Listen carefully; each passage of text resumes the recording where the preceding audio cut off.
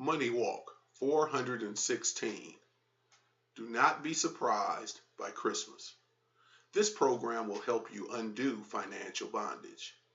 Imagine the surprise of Christmas when thereafter the unsuspecting mother and father opened the gifts sent to them by the credit card company.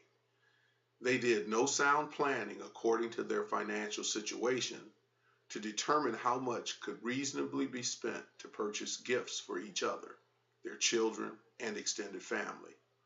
On average, people spend 3 times more than they should each Christmas and then have to pay hefty finance charges on top of that because they used loans to finance gifts. Many of the items will soon be forgotten, but recurring bill payments will remain. This scenario puts far too many families into financial hardship each year and is exacerbated by their failure to recognize the problem and correct it for future years. Some recognize this pattern is not worth the illusory happiness they had when giving in to the costly demands of nagging spouses who want the latest designer purse. But they are afraid, unwilling, or insecure about stopping the pattern and letting their families know true love does not equate with the giving of material things that make the family worse off, sending it into a downward financial spiral. Thus, they will be back at it again this time next year. Unfortunately, most spend far more on ultimately worthless and forgotten gifts than they give to spread the gospel of Jesus Christ to others who need a relationship with Him in order to be saved from the penalty of their sins.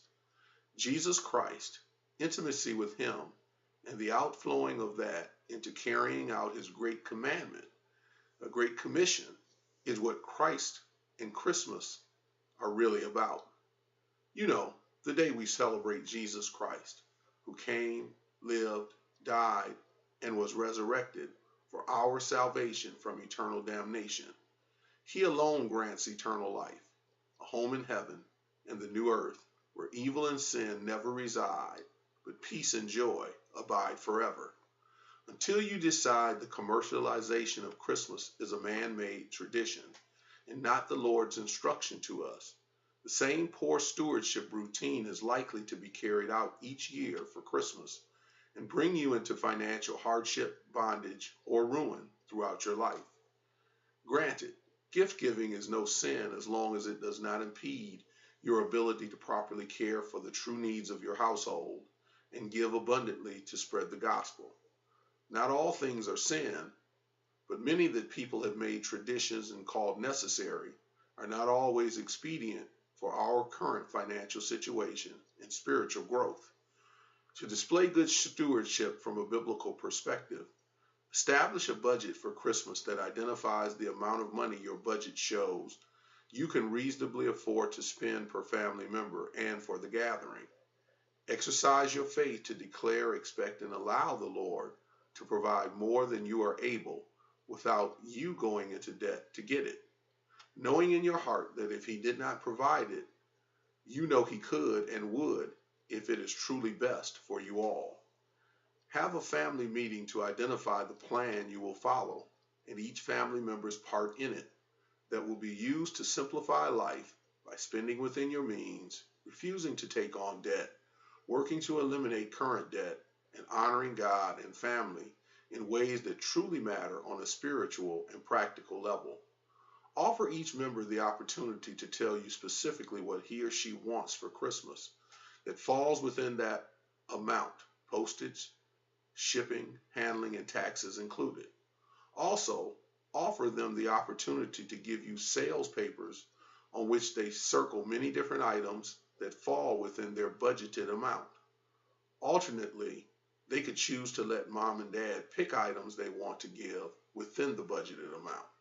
The surprise of Christmas, then, is no longer shock from a hefty credit card bill right after Christmas.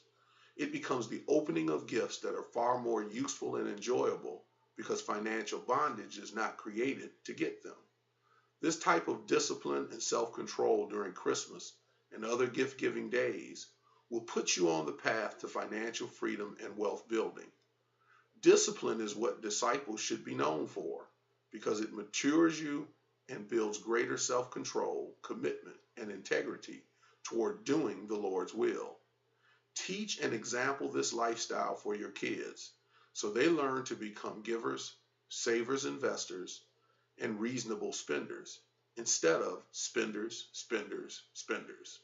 This gives them the tools they need to stay clear of financial bondage throughout their lives by helping them know how to set proper financial boundaries and not be swayed by the habits and traditions of the financially illiterate that surround them.